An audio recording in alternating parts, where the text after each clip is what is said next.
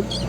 إن الاطلاع على مقام الشهداء قبل استشهادهم يجعلنا نحذر من أنفسنا في القيام بالواجب الذي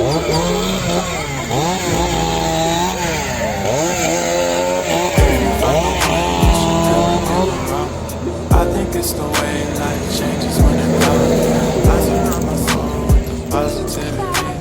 That's why I don't worry about the things that I don't see. Yeah. These days I don't worry about much. I think we should have some more fun. I still dream about the days when we were young. I'll take a hit and still finish and run. Yeah, yeah. Memory lane isn't that too far away from our hearts. Yeah, yeah.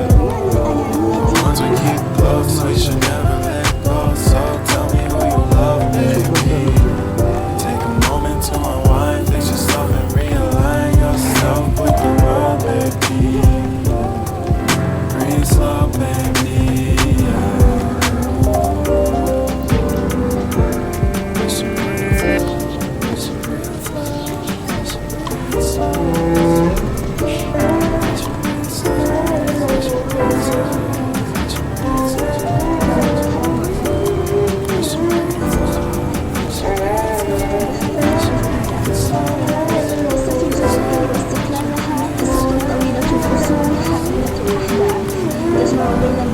والمأساة بين القهر والمقاومة بين الحرية وطلب الاستقلال.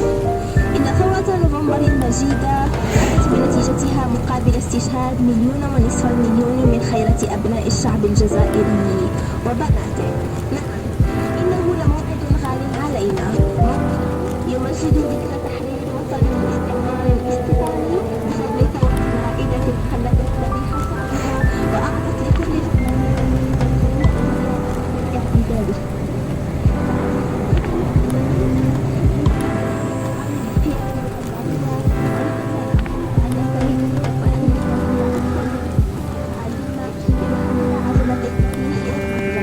أبناء الجزائر وأحفاد الشهداء. شكرا لك. والآن مع صديقي أنس، تفضل. شكرا يا زميلي ممتاز. غابة خنشلة الجنة المنسية هي أجمل ما حبانا الله به. هي أمانة في أعناقنا نسأل عنها بين يدي الله عز وجل.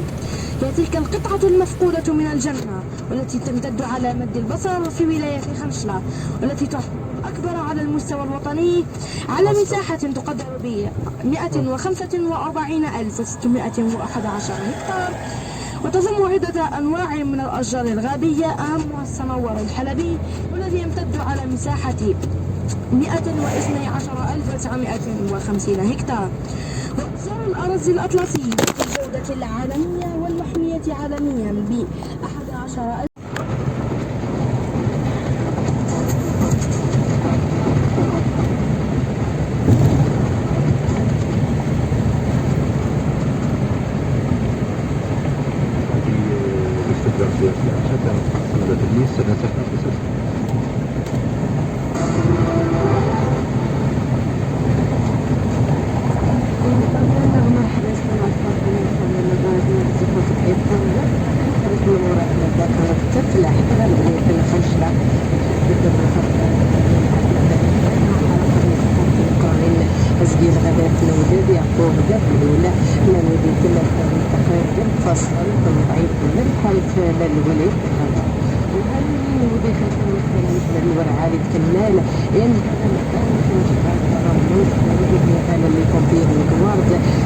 تم وفر كل المواد الغذائية ذومان النفط.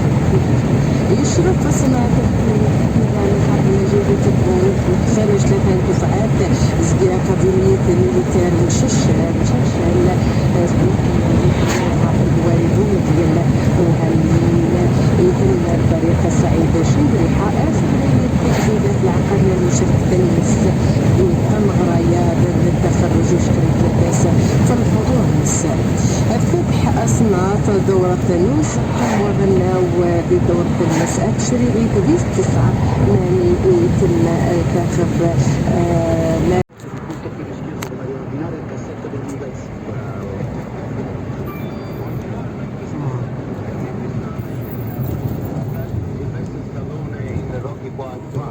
dice se io posso cambiare, voi potete cambiare, tutto il mondo può cambiare.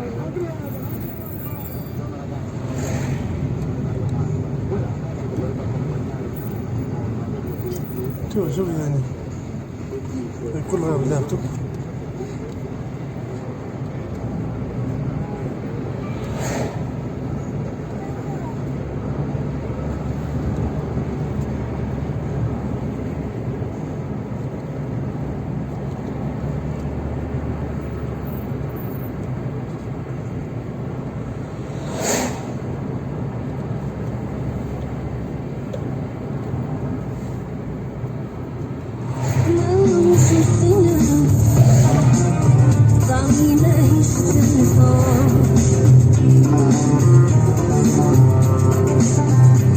جزائر عهدها جديد سنذاكر تميت وقلت بالصفار صغر ولطيف يا علي نحكي لكم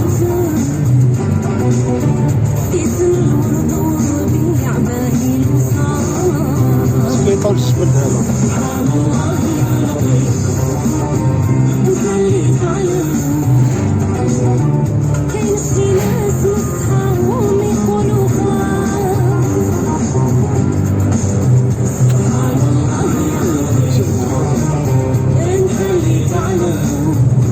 ريحة النار طاغية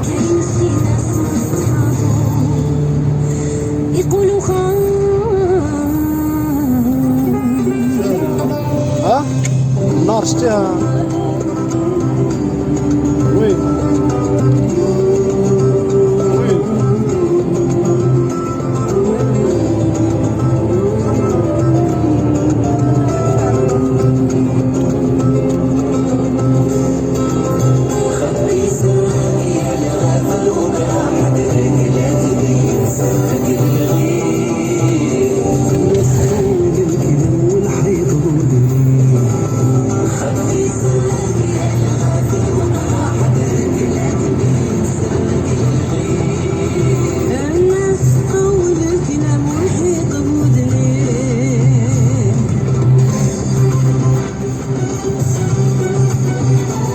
زالية زالة سعودية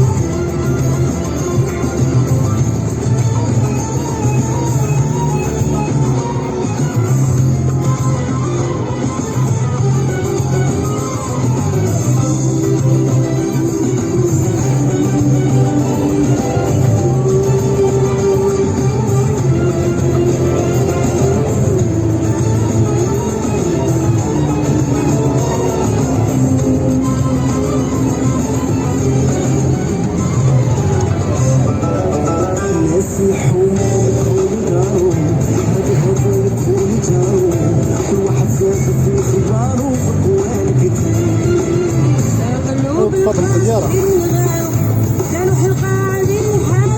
شوف الشجر قلت ما عندهاش حتى في مصر غير ما تبصر شوف شيل شعلة هاي شعلة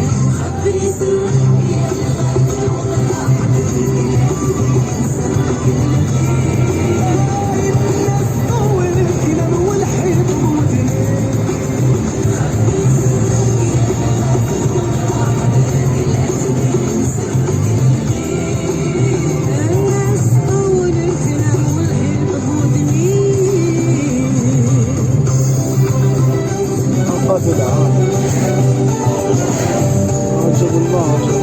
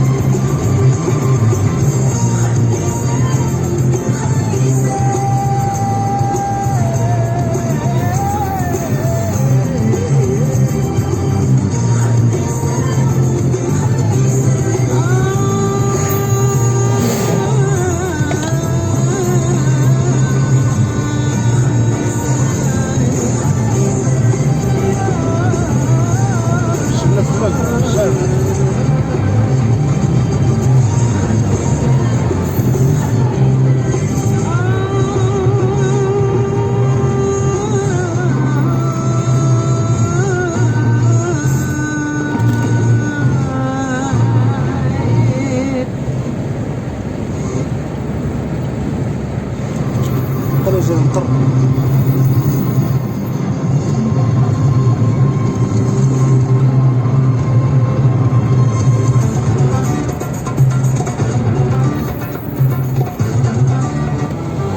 سيترنا في المدى الشعب. هاي سيترنا برا. أنا الكوي بدين فيكي فات نظراني أي مالي عفلك ويبكي جراحي طالو يحيى وحتى يهوني ونعود نسهر الليالي أي مالي جراح الحب والهوى والهجرة لا زالوا جراحي هيجو برا من الغيوان الشاط ما تبالي أيدي ومالي جراحي هيجي ياك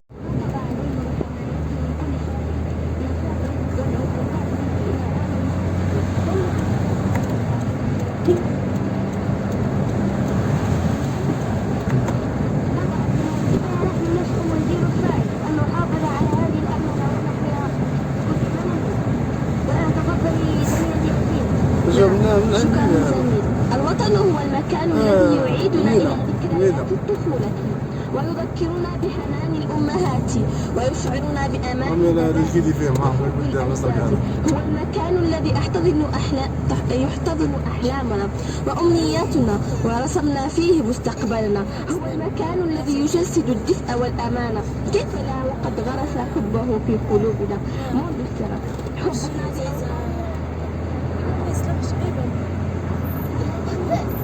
تهضر نصور واحد يهضر زين يغطرخ.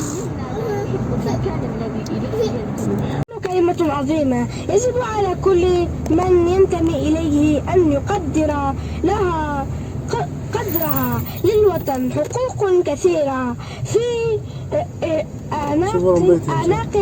أعناق أبنائه. أبرزها أن يبذل جهده في بناء هذا الوطن وأن يدفع عن الوطن في كل محافل. الجزائر أمانة تركها أجدادنا، يجب علينا المحافظة على الأمانة. ومن أمانة الوطن التسلح بالعلم والمعرفة والتنمية العقول. شكرا لك. ومع رهف نعود لها مجددا. تفضل. شكرا زميلي وشكرا. حتى الله تعالى عبادة.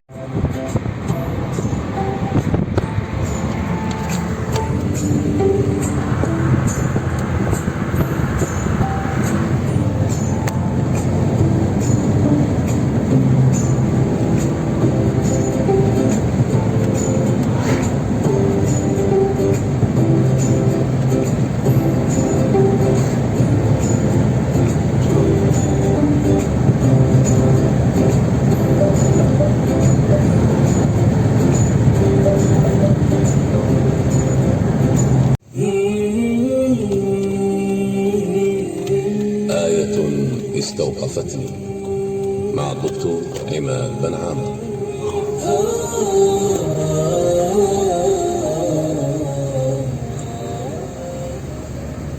بسم الله الرحمن الرحيم.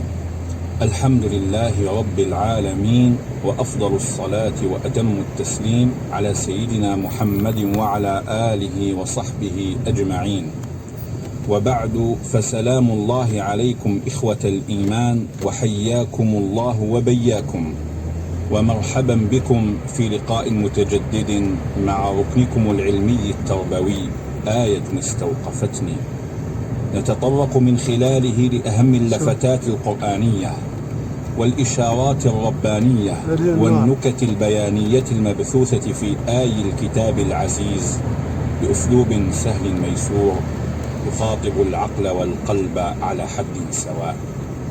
ومع الآية 37 بعد 100 من سورة الأعراف: بسم الله الرحمن الرحيم.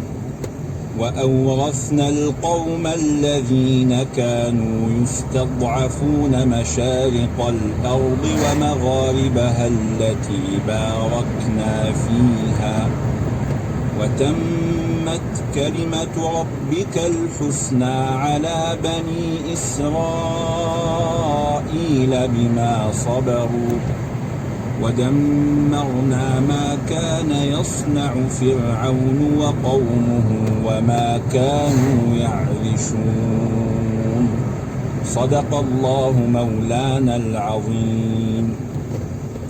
إن سياق الآيات الكريمة يتحدث عن قصة موسى عليه السلام وقومه مع الفرعون الذي استضعف بني إسرائيل فقتل أبناءهم واستحيا نساءهم وأخذ الجزية منهم واستعبد رجالهم في الأعمال الشاقة، فجاء أمر الله الحق بغرق فرعون وجنوده في البحر، آية عظمى من آيات الله، وأنقذ بني إسرائيل وأورثهم أرض الشام المباركة منة وعطية من الله تعالى جزاء صبرهم الجميل. قال تعالى: ونريد أن نمن على الذين استضعفوا في الأرض ونجعلهم أئمة ونجعلهم الوارثين ونمكن لهم في الأرض ونري فرعون وهامان وجنودهما منهم ما كانوا يحذرون.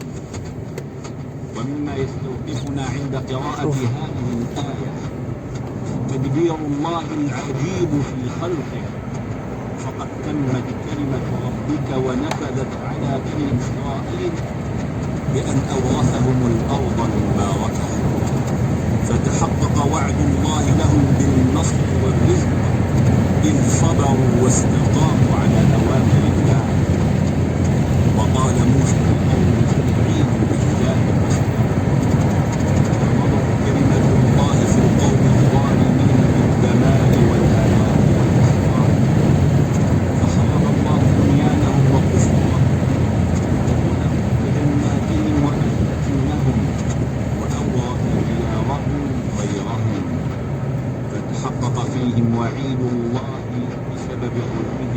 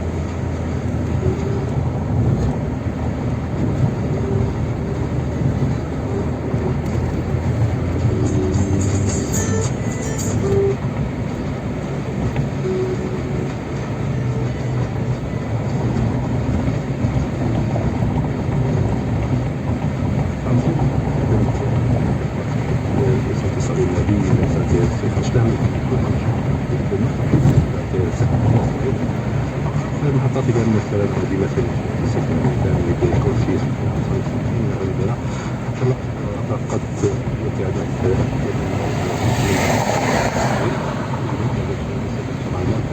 يمكن يكون باقي تواش الأصحاب بس ثلاث تغيير في أسباب دراسات الأحداث تحقق لكل